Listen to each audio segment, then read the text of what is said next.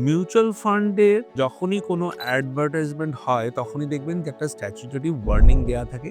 Mutual fund investments are subject to market risk. Please read all scheme related documents carefully. কারণ mutual fund বলেই দেয় যে আমরা risky, কিন্তু আপনি বুঝে শুনে ইনভেস্টমেন্ট করুন।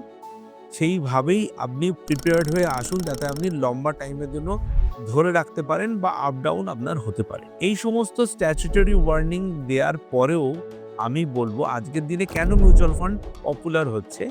কারণ হচ্ছে মিউচুয়াল ফান্ড থেকে আপনি একটা ডিসেন্ট রিটার্ন এক্সপেক্ট করতে পারেন যদি আপনি লং টার্মে ইনভেস্টমেন্ট থাকেন বা যে স্কিমের যতটা মোটামুটি টাইম ফ্রেম প্রয়োজন সেই টাইম ফ্রেমটা আপনি হোল্ড করেন। কারণ হচ্ছে ধরুন একটা এক্সাম্পল বলছি, ইকুইটি ওরিয়েন্টেড একটা diversified mutual fund, flexi cap টাইপের একটা ফান্ড নিয়ে আমি আপনাকে কথা বলছি। সেক্ষেত্রে কি হয়, ডিফারেন্ট সেক্টরের টোটালি ডাইভার্সিফাইড ইনভেস্টমেন্ট থাকে। ধরুন সেখানে 90 বা 95% ইনভেস্টমেন্ট আপনার ইকুইটি ওরিয়েন্টেড ইনভেস্টমেন্টে আছে। ইকুইটি বলতে তার আন্ডারলাইন, তার মানে কি কোনো স্টকসের মধ্যে ইনভেস্টমেন্ট আছে, হতে পারে 50, 60 বা 70 স্টকসের মধ্যে ইনভেস্টমেন্ট আছে। ইন্ডিয়ান কর্পোরেটসের স্টকসের মধ্যে লিস্টেড কোম্পানির মধ্যে ইনভেস্টমেন্ট আছে। এবার চলুন একটা জিনিস খুব সিম্পল এক্সাম্পল দিয়ে বোঝাই। ধরুন XYZ একটা মার্কেট প্লেস, সেই মার্কেট প্লেসে ধরুন 100টা শপ আছে। প্রতি বছর অন অ্যান অ্যাভারেজ বেসিসে সেই মার্কেট প্লেস থেকে 11% গ্রোথ হয়। তাহলে আপনি ওই মার্কেট প্লেসের যতগুলো শপ আছে বা বিজনেস আছে প্রত্যেকে যদি আপনার ইনভেস্টমেন্টটাকে ইকুয়ালি ডিস্ট্রিবিউট করে দেন, তাহলে ইয়ারলি আপনি একটা অ্যাভারেজ রিটার্ন 11% পাবেন মোটামুটি এক্সপেক্টেড। এবার যদি আপনি এমন কোনো পার্সনের থ্রু দিয়ে ইনভেস্টমেন্ট করলেন, দেখবেন যে এই ১ বছরের মধ্যে অনেক কোম্পানি আছে যারা অনেক বেশি মুনাফা করছে বা মাল্টিফোল্ড হচ্ছে। আবার অনেক বিজনেস আছে যারা লস মেকিং করে উঠে যাচ্ছে, বন্ধ হয়ে যাচ্ছে। তাহলে দেখবেন যেখানে আপনি ধরুন লস মেকিং কোম্পানিতে যেখানে ইনভেস্টমেন্ট করেছিলেন সেটা আপনার নেগেটিভে চলে গেছে বা কমে গেছে, বা যেখানে ধরুন আপনি প্রফিট মেকিং ইনভেস্টমেন্ট করেছেন সেখানে ডবল ট্রিপল হয়ে গেছে। অ্যাভারেজ আউট হয়ে আপনার 11% রিটার্ন এসছে। এবার আপনি বললেন যে না, আমি লস মেকিং গুলোতে ইনভেস্টমেন্ট করব না। তাহলে আপনাকে এমন একটা কারণ থ্রু দিয়ে যেতে হবে যিনি ওই বিজনেস গুলোকে ক্লোজলি জানেন বা ওইগুলোকে রিড করে। তাহলে কোনো একটা XYZ পার্সনকে আপনি দায়িত্ব দিলেন যে তুমি এমন ধরনের বিজনেস গুলোতে ইনভেস্টমেন্ট করো যেখানে আমার প্রফিট হওয়ার চান্সেস আর হাই। তিনি যদি তার নলেজ লাগিয়ে বুঝে শুনে ইনভেস্টমেন্ট করেন তাহলে ১ বছর বাদে মোস্ট লাইকলি আপনি 11% এর থেকে কিছু পার্সেন্টেজ অবশ্যই বেশি পাবেন। কারণ যেগুলো আপনাকে ড্র্যাগ ডাউন করছিল সেইগুলো আপনার বাদ গেছে। যদি তিনি রাইট হন তাহলে এই যে এক্সট্রা রিটার্ন, এইটাকেই বলা হয় ফান্ড ম্যানেজার্স আলফা।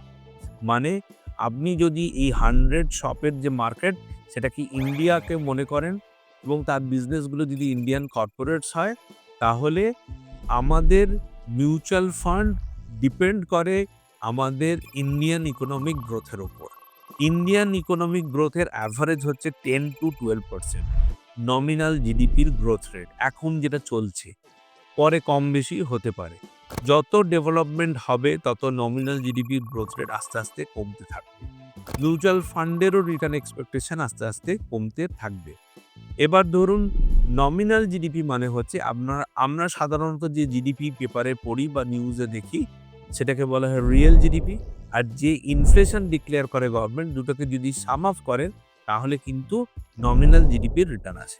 তাহলে আমাদের দেশের জিডিপি গ্রোথ রেট যদি থাকে, ইনফ্লেশন যদি থাকে, এই দুটোকে জুড়লে নমিনাল জিডিপি হয়। নমিনাল জিডিপি গ্রোথ রেটে ইন্ডিয়ান ইকোনমিক গ্রোথ হচ্ছে।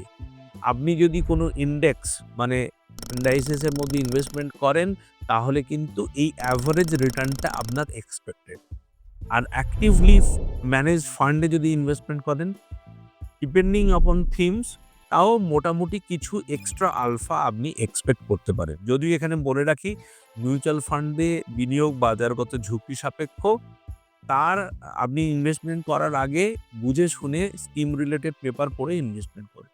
তাও বলছি যে লং রানে যদি ধরে রাখেন আপনার একটা অ্যাভারেজ রিটার্ন এক্সপেক্টেড। হ্যাঁ, হতে পারে যে শুধুমাত্র ইন্ডিয়ান মার্কেট তো আর ইন্ডিয়ার ওপর ডিপেন্ডেন্ট নয়। যে গ্লোবাল মার্কেটের বিভিন্ন ওঠাপড়া জিওপলিটিক্যাল ইস্যুস জন্য আপ ডাউন হতে পারে, বিজনেস হ্যাম্পার হতে পারে। কিন্তু যদি ধরুন সাধারণত কি হয়, সব ধরনের বিজনেস একসাথে ডাউন হয় না। এই জন্যই এটাই হচ্ছে বেনিফিট ডাইভার্সিফিকেশনের ১ নম্বর। সেকেন্ড হচ্ছে যে কতদিন ধরে ডাউন থাকবে। ধরুন আমাদের ইকোনমিক গ্রোথ হচ্ছে ১১% রেটে বা 12% রেটে গ্রোথ হচ্ছে প্রতি বছর। বাট আপনার ফান্ডে বা পোর্টফোলিওতে সেই রিটার্নটা রিফ্লেক্ট করছে না ২ বছর ধরে, ৩ বছর ধরে। জানবেন যদি ইকোনমিক গ্রোথ হতে থাকে, আপনার পোর্টফোলিওতে রিটার্ন আসছে না, তাহলে কিন্তু জানবেন যে একটা সময় এমন রিটার্ন আসবে যে কিন্তু সমস্ত রিটার্নটাকে অ্যাভারেজ আউট করে দেবে। সেই জন্যই আমরা বলি যে আপনি একটু লঙ্গার পিরিয়ডে হোল্ড করুন, যতদিন না আপনার রিটার্নটা অ্যাভারেজ আউট হচ্ছে। এটা হচ্ছে পিওর ইকুইটি ফান্ডে বললাম। ডেট ওরিয়েন্টেড ফান্ডেও রিস্ক আছে, ক্যাপিটাল রিস্ক আছে, সেখানে মার্ক টু মার্কেট রিস্ক আছে, অনেক ধরনের রিস্ক আছে। বাট ডেট ওরিয়েন্টেড মিউচুয়াল ফান্ডে কি হয়? সাধারণত triple A, double A rated পেপারেই মিউচুয়াল ফান্ড কোম্পানিগুলো ইনভেস্টমেন্ট করে। সেক্ষেত্রে রিস্ক ফ্যাক্টরটা মানে ক্যাপিটাল রিস্কটা কম থাকে। Mark to market risk always সেখানে থাকতে পারে। যাই হোক, ডেট ইনস্ট্রুমেন্টে যে মিউচুয়াল ফান্ড তার রিস্ক কম হলেও তার রিটার্ন রেটও কিন্তু এক্সপেক্টেড রিটার্ন রেটও কিন্তু কম। ইকুইটি ওরিয়েন্টেড মিউচুয়াল ফান্ডে রিস্ক ফ্যাক্টর মানে আপ ডাউন হওয়ার চান্সেস বেশি থাকলেও তার রিটার্ন এক্সপেকটেশন কিন্তু বেশি হয়।